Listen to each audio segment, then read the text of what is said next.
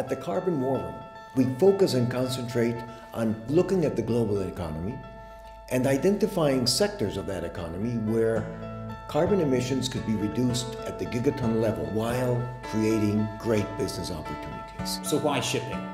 It's 1 billion tons of CO2 and on course and speed to go to 1.5 billion. The 6th largest country in the world, if it was a country, and there is $70 billion a year in fuel that the shipping industry could be saving itself.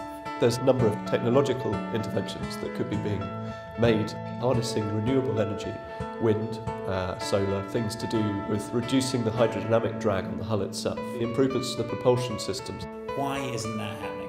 That was the problem that basically Carbon War Room set out to solve. Around 70% of the world's fuel bill is paid for not by the ship owners or operators, but by the charterer or shipper. And the charterer is largely uninformed in terms of which vessel to choose.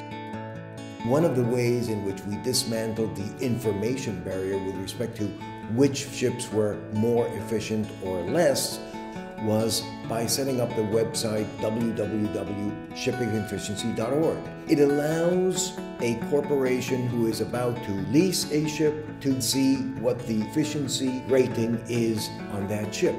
The second stage was then nudging with sharp elbows to the demand side and saying, how many ships are you doing that is currently Fs and Gs? If you cut them out, you'd save carbon and you'd save fuel and save money.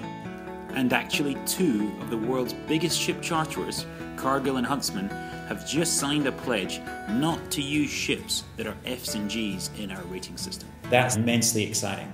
Choosing the more efficient vessels available to us, we are making a strong statement to the market.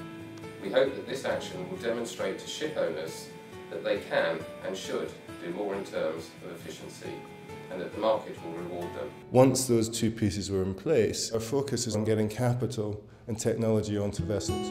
We've been working with some fantastic partners from multiple stakeholders, including the charter market, owners, banks, insurers, and the clean technology companies at CCW in Berlin to see if we can devise a finance model whereby multiple vessels could be upgraded with the finance in place, the insurance in place, and we could see a catalytic change in the way the existing fleet retrofits. Bringing together relevant people from the industry to better understand what can be done on these ships, what's worth investing. That is something which can effectively move forward things a lot. Our ambition for the 2 days at CCW is nothing short of having individual stakeholders that want to take this forward to sign a pledge to develop a consortium around self-finance and fuel saving. This is just one fantastic example of what's come out in the last 2 or 3 days. I think that with the kind of German determination and German mentality, I think we can not just be a talking shop, these can be put into practice.